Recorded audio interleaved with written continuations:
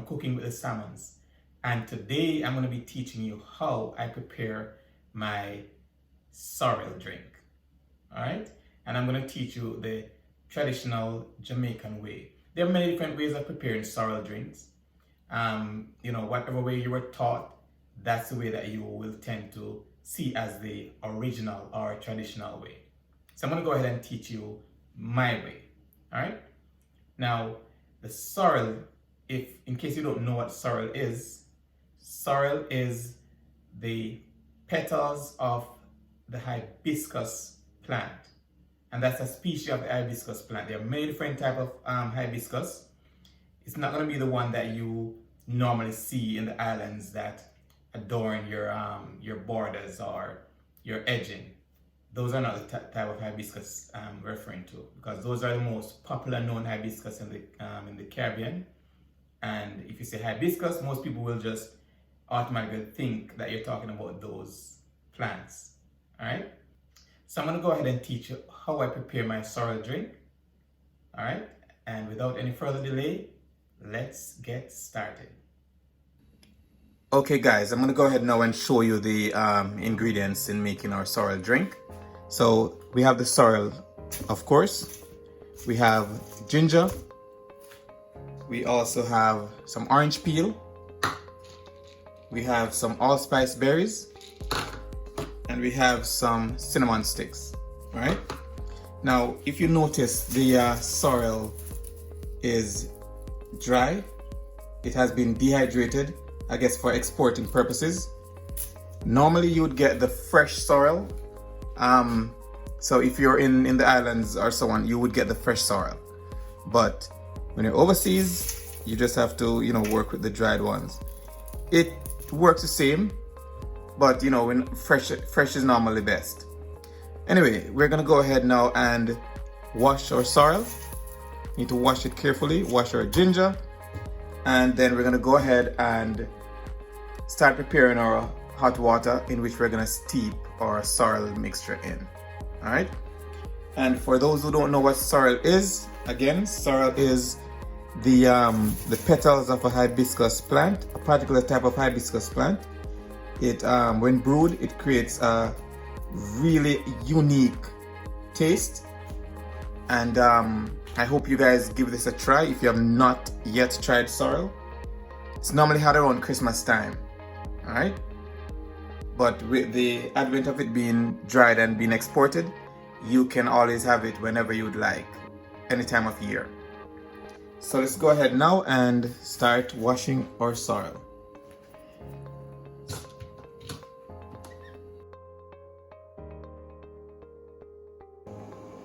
Okay, so now that we have washed our sorrel and washed our ginger, I'm going to go ahead and blend my ginger. Now for the ginger, you have about 3 options that I see normally people use. It's all based on the intensity that you'd like from your ginger. Now, some people may just beat the ginger, as in using a mallet and beating it flat, and then just use it that way. Some people may grate the ginger, and some people may blend it. The grating and blending option gives you way more flavor than if you just beat the ginger. All right, so I'm gonna go ahead and blend mine, because that's the way I like to do it. Now our ginger has been blended, all right, but don't worry about the particles that may be left back, or the fibers, because those are going to be strained out in the end. All right, so this is our ginger. All right, okay, so with our water now boiling, I'm going to go ahead and add the cinnamon sticks. I'm going to add the orange peel, that's the dried orange peel, and I'm going to also add the allspice berries. All right, now I'm going to let that sit for about 3 minutes or so to get all that flavor infused in the water, and then we'll go ahead and add our sorrel. Now, as I said, many people do this a bit different. Some people will tell you not to boil your sorrel, but to just steep it, while some people will tell you to boil it for a few minutes and then let it sit. All right. Now I'm gonna be putting the sorrel in while the water is boiling, and then I'll turn the flame off in say about a minute and a half or 2 minutes. All right. So I'm gonna add one more thing to this, just a little bit of cloves.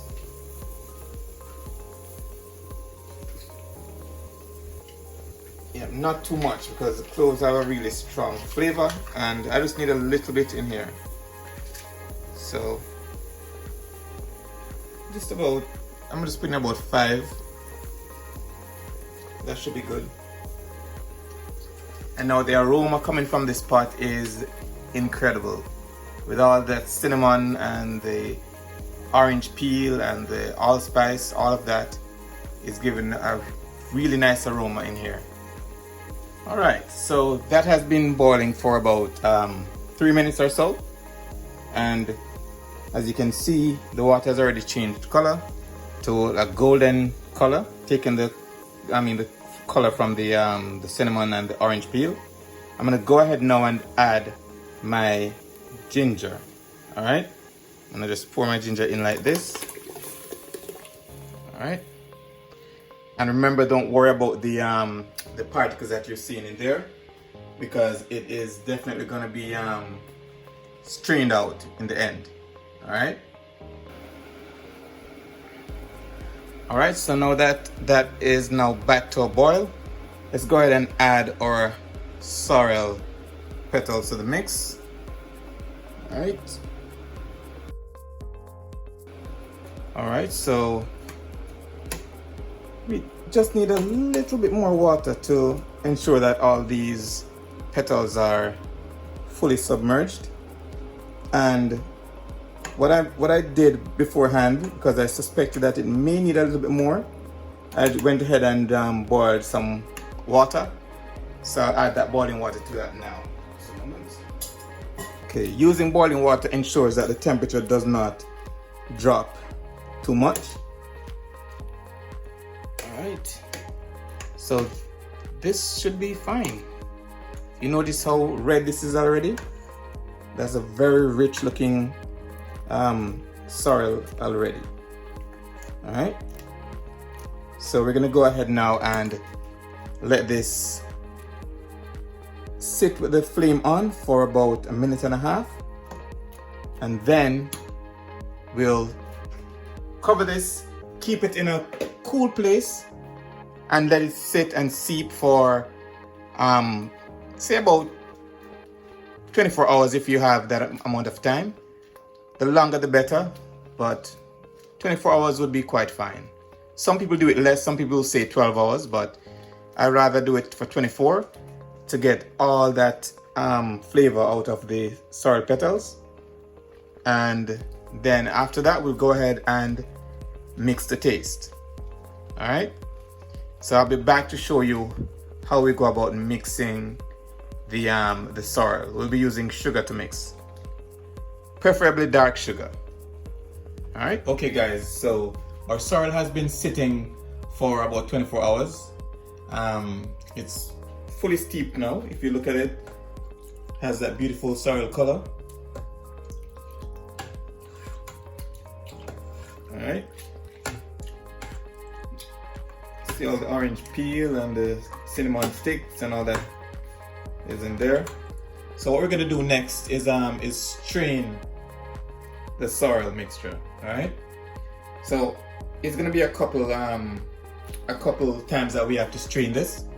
So what I do first is to strain it using my colander. So let's go ahead and get that in place. So what I'll do, I'll just go ahead and pour the sorrel mixture into the colander first of all to get that initial strain.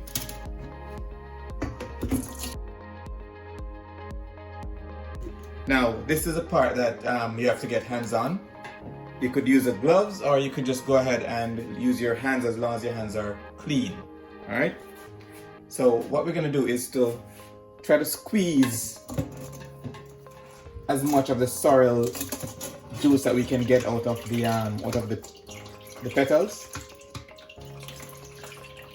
All right, so we go ahead and squeeze that.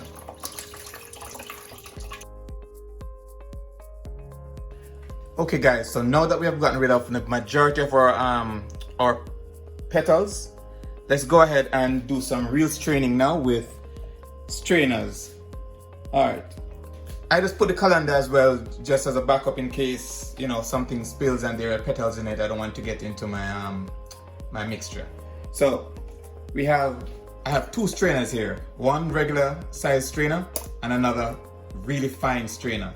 So we're gonna use both of them to make sure that we get the smoothest possible we can using a strainer. All right, colander is just there for backup in case we miss some petals. All right, so let's get the mixture in.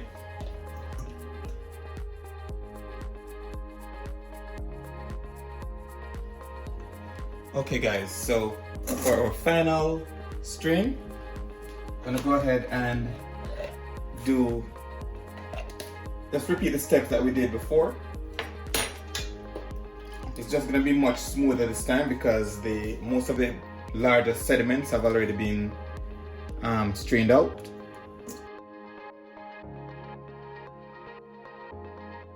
Okay guys, so now that we have strained our sorrel properly, it's now time to sweeten. Now sweeten is based on your preference, based on your sugar tolerance. I normally use brown sugar because that's the traditional sugar that we're used to, and that's the one that's normally used in the traditional Jamaican sorrel. All right, so it's basically sweetened to taste. I'm gonna go ahead and use 1 cup first. Now, as you notice, I've put some sorrel in a container, and I'm gonna mix the sugar out in that container instead of putting sugar in the you know, huge container with all of the sorrel. I find it easier to mix out my sugar like this, then I'll add it to the entire mixture, then I'll taste. All right, so let's go ahead first with our 1 cup of sugar. We'll go ahead and mix that.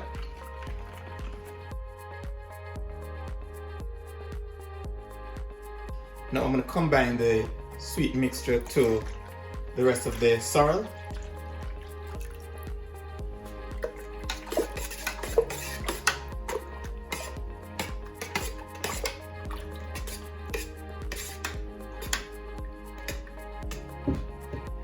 Then I'll do a little taste to see how much more sugar I may need. Okay guys, so now that we have sweetened to taste, I'm gonna go ahead and add some rice grains to this bottle. What I'm doing here for this bottle is gonna be non-alcoholic.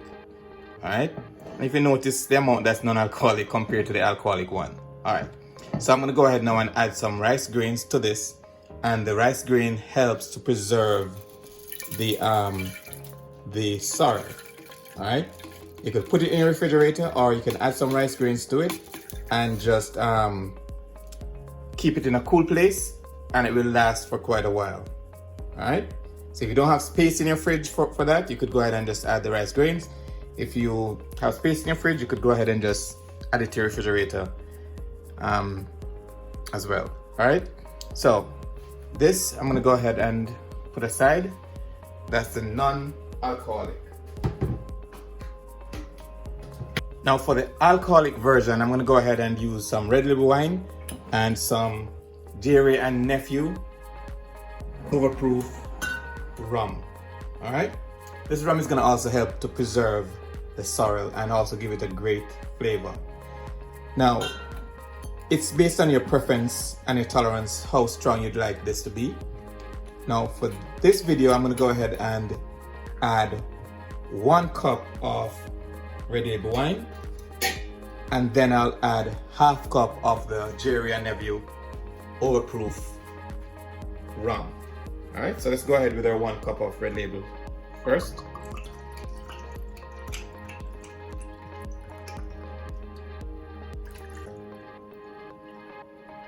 All right, that's 1 cup of red label, and now we're gonna be doing ½ cup of the Ray and Nephew.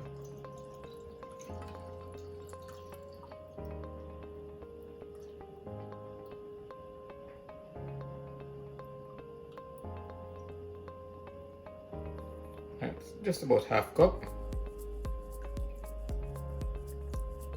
All right, and remember, the option is yours in terms of how much rum you'd like to add. You can go ahead and taste and then decide whether you need to add more or start with less and then add as you go along.